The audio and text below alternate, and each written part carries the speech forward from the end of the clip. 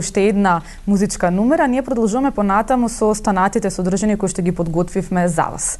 Националната алијанса за ретки болести на Република Македонија и оваа година се приклучува кон одбележувањето на денот на ретки болести, тоа е денес на 28 февруари.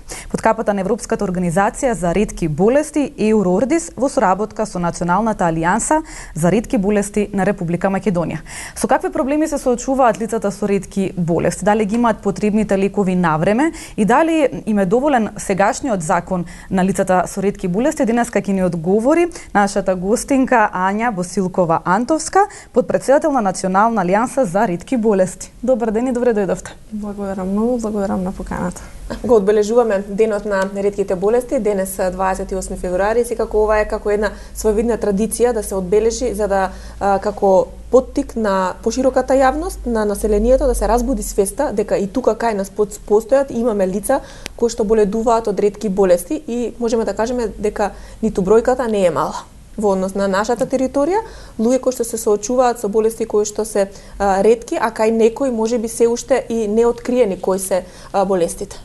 Да, за ретки болести кои се зборува, малку се знае, не само за болестите, диагнозите, нема и доволно информации во однос на тие статистички податоци, да речам за колку пациенти станува збор.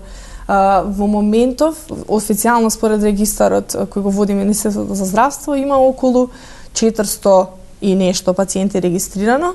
Меѓутоа, со оглед на светските европските статистики кои исто се имаат покажано како релевантни во регионот, би требало да има барем неколку илјади пациенти. Тоа многу кажува за состојбата во Македонија, односно за условите во кои може да се постави диагноза и да се откријат кои се овие лица. Тоа е во главно и најголемиот проблем со кој се соочуваат пациентите со ретки болести, се разбира не само во Македонија, туку и секаде во светот. Тешко е да се постави диагноза, меѓутоа во овие помалку развиени економски држави пак има многу за работа за подобрување во однос на условите. Дали би било тоа експертиза на докторите, што би се надоградила со едукација која ќе биде задолжителна, да се обезбедат реагенси, апарати и така натаму. А од друга страна пак државата додека нема услови, би требало да понуди некој алтернативно решение за оваа ситуација, како што е на пример новиот ЗОИН закон во Србија, каде доколку во рок од 6 месеци не се постави диагноза, ќе се испрати пациентот во странство. Напорите се почнати и во Македонија за ова, од Фондот за здравство рекоа дека ова ќе биде и кај нас пракса, меѓутоа останува да се реши сето тоа законски и да не биде само така празни зборови кажани. Така, пред да се осврнеме на оние проблеми со кои што моментално се соочувате, каде е фокусот за оваа година? Пред се фокусот е за обезбедување на терапијата за лицата со ретки болести. Значи започнало на спроведувањето на програмата за ретки болести, 160 пациенти ако не грешам веќе добиваат терапија, меѓутоа сето ова не се одвива непречено, не се одвива онака како што треба. Дали проблемите се кај во тендерите, во спроведувањето на постапките, дали е кај дистрибутерите, се многу често се случува доцнење и пациентите остануваат без терапија. Сушност работата е што не постои некој, како што кажав, закон кој ќе ги регулира овие работи и фокусот пред се на Сдруженијето Вилсон Македонија како дел од Алијансата за ретки болести во која сум член, се стреми кон тоа да ја убеди јавноста, но меѓутоа повеќе стручната јавност, надлежните институции, дека мора да се организира сето ова, да се стават сите проблеми и решенија во една рамка која би била една национална стратегија за ретки болести. Таа ќе биде основа за сите понатамошни заложби од типот на закон за ретки болести, каде би влегла и програмата, и регистарот, начините како би се регистрирале пациентите, како би се регистрирале лековите сираци, иновативните лекови кои многу значат за овие пациенти. Така да навистина ни е потребно едно такво системско законско решение кој ќе обезбеди дека на долг рок овие проблеми ќе бидат решени. Да, потребно е решение на долг рок, затоа што 400 семејства секој ден се борат секако со овие ретки болести, со терапиите кои што рековте дека не секогаш може да ги добијат навремено, а добро знаеме сите дека за секое заболување и превенција и за лекување потребна е редовна терапија. Многу малку знаеме за ретките болести, а ги има навистина семејства, ги има луѓе кои што се борат и живеат со нив секојдневно. Сдруженијето Вилсон, во кое што секако рековте дека сте и вие, ја третира Вилсоновата болест, која што е една од ретките болести. Ретките болести се, како што рековте, разнолики многу и се манифестираат со какви се не симптоми. Ќе кажам дека јас сум пациент со ретка болест. Значи не секогаш ретките болести се видливи. Не мора да значи дека доколку немаш надворешен инвалидитет, било какви пречки, не си заболен од некаква состојба, како што ние повеќе сакаме да наречеме. Работата е тука што треба сите овие болести да се земат во предвид и да се земат, да се знае како да се одговори на различните барања, и за тоа е целата работа многу комплексна. Меѓутоа, Вилсоновата болест, например, е една од тие генетски болести каде многу едноставно на некој начин да се доведат пациентите во да имаат некој нормален живот, а тоа е раната диагноза. Вилсоновата болест е болест која се манифестира подоцна, значи ја носиме со раѓање, таа е генетска, меѓутоа ти може, како што јас не знаев 20 години дека боледувам од некаква болест, може да не знаеш. Моите родители се двајцата носители на генот за Вилсонова болест, меѓутоа никогаш не знаеле. Јас ја имав таа среќа да бидам и болна од болеста, да се манифестира кај мене со симптоми кои на почетокот беа многу вообичаени, отоци на нозете. Тоа и не е некој симптом што одма ќе те замисли, ова некоја ретка болест. Значи, и за тоа е тука процесот на диагноза многу тежок, меѓутоа јас имав таа среќа да во рок од 3 месеца, што за мене изгледа бескрајно долги и што генерално е и краток рок во однос на ретките болести, јас ја добив диагнозата и веднаш почнав со терапија и еве сега имам услови да имам нормален живот, дури и од неодамна имам и бебенце, здраво, која не ја наследи болеста. Така да апелираме на тоа дека многу е важна раната диагноза, особено кај оние болести, ретки болести каде тоа е превентива. Од друга страна пак има навистина сериозни болести каде нема лек, меѓутоа нема лек кој би овозможил да речем нормален живот, меѓутоа пак има лек кој многу може да олесни здравствената состојба.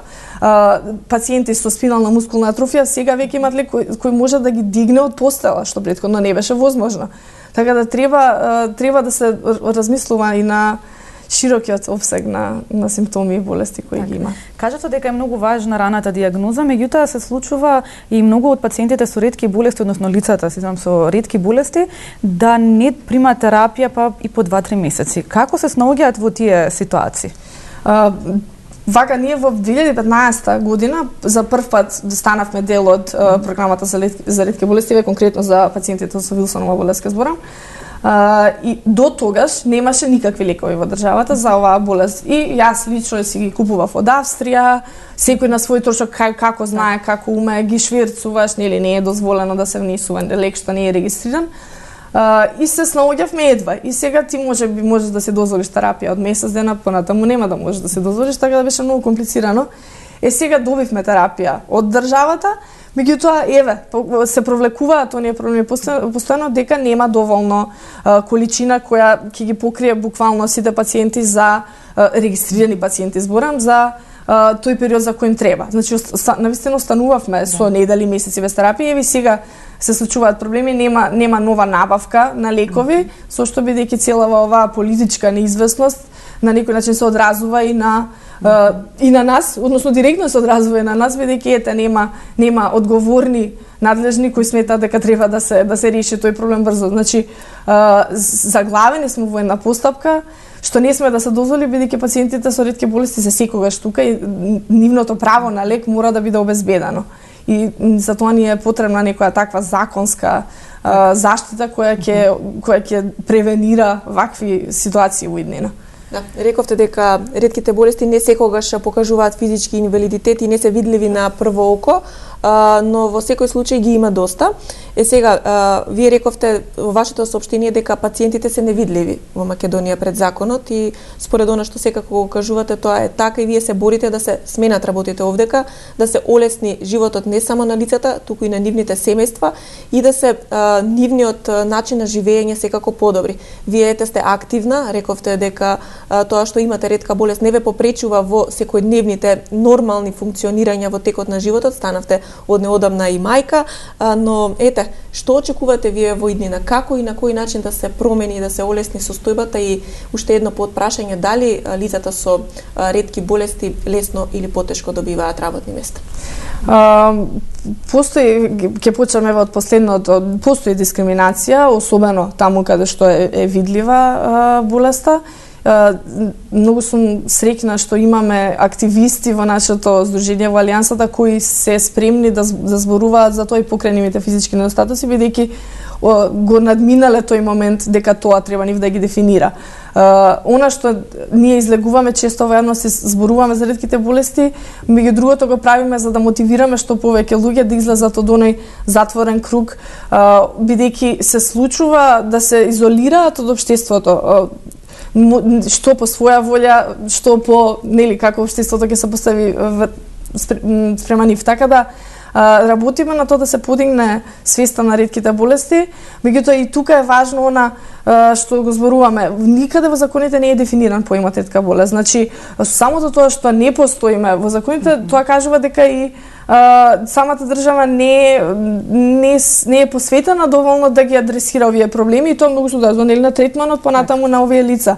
И при тоа, да, не зборуваме само за тие 400 луѓе што се пациенти, тоа се барем 1000 луѓе севкупно кои се засегнати од нивната ситуација. Така да се надеваме дека се повеќе ќе се зборува за ретките болести, дека јавноста се посвесна ќе стане дека сме присутни и дека ќе ги прифати овие луѓе да бидат дел од секојдневниот живот, без разлика на нивната видлива или невидлива болест. А тоа пред се ќе кажам, личности со многу јак карактер и многу силна воја, од оние приказни до кои што секако сме стигнали, сме ги прочитали, сме ги слушнале, лицата со ретки болести имаат позитивна и многу јака страна во својот карактер. Дали е навистина така како што изгледа? Па така е, веројатно надоместуваме за она што ние како некој недостаток што го имаме. Едноставно ти останува на тебе да се бориш за својот живот. Никој друг нема да се бори за мене и за моето здравје и за моите права ако јас не излезам и си ги побарам јавно како што ги барам сега. Мораме да бидеме енергични, мораме да бидеме позитивни и да бидеме упорни во тоа што го бараме, затоа што на крајот на денот немаме друг избор. И еве, имам син и на него му треба здрава мајка. Така да морам пред се и за него да се борам за својот живот. Денеска е денот на ретки болести за лицата со ретка болест. Како го одбележавте денот овој ден во Скопје и во останатите градови во Македонија? Кампањата за подигнување на јавната свест во склоп на денот на ретки болести почна на 24 во Битола, имаше и други активности и во Прилеп и во Охрид.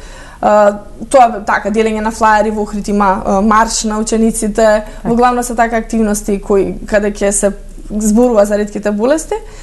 Денеска во Скопје еве доаѓаме таму во ЕУ инфоцентарот имавме пресконференција за ретки болести на која учествува доктор Аспазија Софијанова, академик Момир Поленаковиќ, Рашела Мизрахи од Министерството за здравство, така да имавме една убава дискусија. Имаше голем број на посетители и луѓе кои се вклучија во дискусијата. Наставот го бележавме, меѓу другото и со под мотото, под темата родители со ретки болести, родители на деца со ретки болести. И во склоп на ЕУ инфоцентарот имавме изложено постери на кои беа раскажани приказни за различни дијагнози од страна на родителите. Така да беше навистина од една страна и емоционално доживување сето тоа. Се разговара многу конкретни, многу важни работи, па се надеваме дека на овој начин ќе допреме до институциите повеќе. Раширена е ова активност на целата територија на Република Македонија, подеднакво секаде да се подигне свеста и лицата со ретки болести да бидат дел од општеството и од секојдневниот живот. Се надеваме дека ќе допре и до институциите, онаму каде што секако вие се борите да стигне вашиот глас, да се остварат правата, па понатаму многу полесно и на поедноставен начин да се дијагностицираат пред се овие болести и лековите да бидат достапни и редовни. Ања, ви благодариме што денеска во овој ден кога во секој случај имате навистина големи активности, дојдовте и кај нас во 24 да позборуваме малку за овој ден на ретките болести, па се надеваме дека допревме до гледачите и можеби помошта ќе стигне и од некој од нив со поддршката која што веројатно вие повеќе од потребно. Да, би сакала само да упатам уште еден апел до гледачите дека можат да најдат на Facebook. Ние многу често после вакви гостувања добиваме повици од луѓе кои имаат етка болест, не знаеле претходно кај да се обратат. Така да јас мојот телефон ќе го оставам во вашата редакција доколку некој сака да се јави, а исто така и на Facebook може да не контактира во било кое време. Тука сме за да се дадеме поддршка едни на други. Заедно сме појаки, како се вели, да. Кога има некој со кого да се подели и тагата и среќата е поголема, а тагата е помала. Ви благодарам и ви посакувам се најдобро и многу успех во однос на донесувањето на националната стратегија и на законот за ретки болести. Благодарам. Благодарам. А ние продолжуваме понатаму со уште една музичка номера и повторно се враќаме назад во студиото каде што верувам дека ќе го задржиме вашето внимание уште повеќе со гостинот кој што следува во продолжение.